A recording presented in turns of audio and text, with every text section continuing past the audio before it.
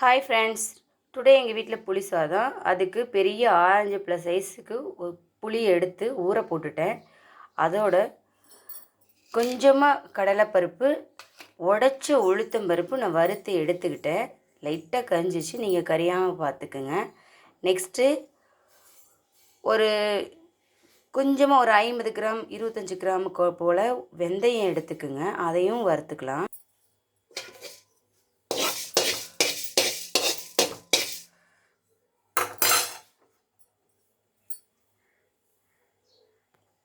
இந்த மூணையும் வறுத்து எடுத்துட்டோம். இது கொஞ்ச நேரம் ஆறட்டும். இது அர்ஜெண்ட் இல்லை.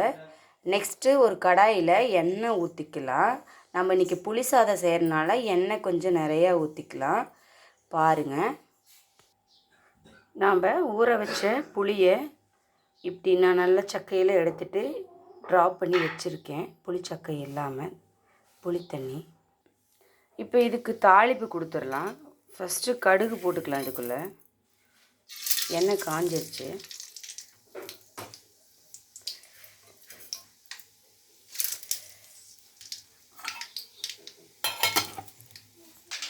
புளி சாதத்துக்கு கொஞ்சம் பூண்டு சேர்த்துக்குங்க, நல்லா டேஸ்ட்டாக இருக்கும். நீங்கள் பூண்டு எடுத்து சின்ன சின்னதாக கட் பண்ணி எடுத்துக்கோங்க. கடுகு ஆட் பண்ணதுன்னு நெக்ஸ்ட்டு வந்து நம்ம பூண்டு தான் ஆட் பண்ணணும். இப்போ பூண்டு உள்ளே போட்டாச்சு. அது நல்லா பொன்னிறமாக செவந்து வரணும். பூண்டு செவந்து வரும்போது நம்ம கொஞ்சம் பெருங்காயத்தூள் ஆட் பண்ணிக்கலாம். இது நல்லா ஜீரண சக்தி கொடுக்கும்.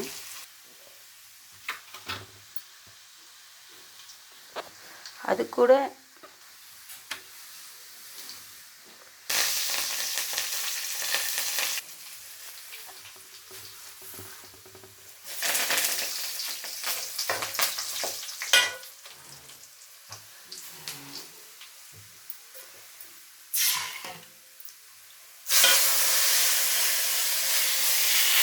நம்ம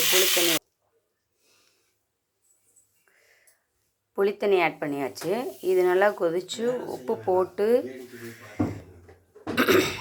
வரபோது பார்க்கலாம். இப்போது புளிக்குழம்பு கொதிச்சிருச்சு. நாம் வறுத்து வச்சுருந்தோம் இல்லையா, கடலைப்பருப்பு, உளுத்தம்பருப்பு, வெந்தயம், அதையை அரைச்சி கொரன்னு ஒரு தட்டில் எடுத்து வச்சுருக்கேன். இந்த மாதிரி அரைச்சிங்கன்னா போதும், கொரப்பாக. எங்கள் வீட்டில் கொஞ்சம் வேர்க்கடலை இருந்துச்சு. நான் அது காஞ்ச வேர்க்கடலைங்காட்டி லைட்டாக ஒரு ஓட்டி வச்சுருக்கேன். இதையும் இப்போ இந்த கொதிக்கிற தண்ணிக்குள்ளே ஆட் பண்ண போகிறேன். ஆட்டோமேட்டிக்காக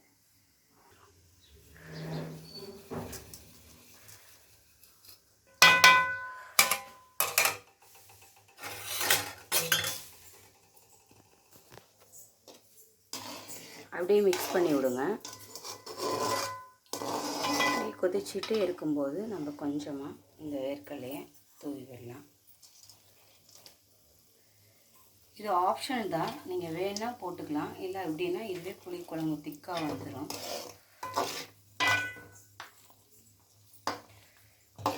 எனக்கு இந்த ஃப்ளேவர் பிடிக்கும், அதனால நான் போடுறேன்.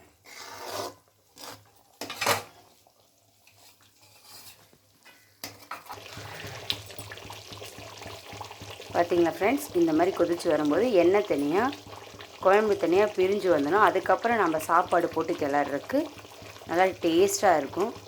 இது வந்து நீங்கள் எவ்வளோ நாள் வேணால் ஸ்டோர் பண்ணி வச்சுக்கலாம். 1 மந்த் கூட ஸ்டோர் பண்ணி வச்சுக்கலாம் மேடம். தேங்க்யூ, பாய்.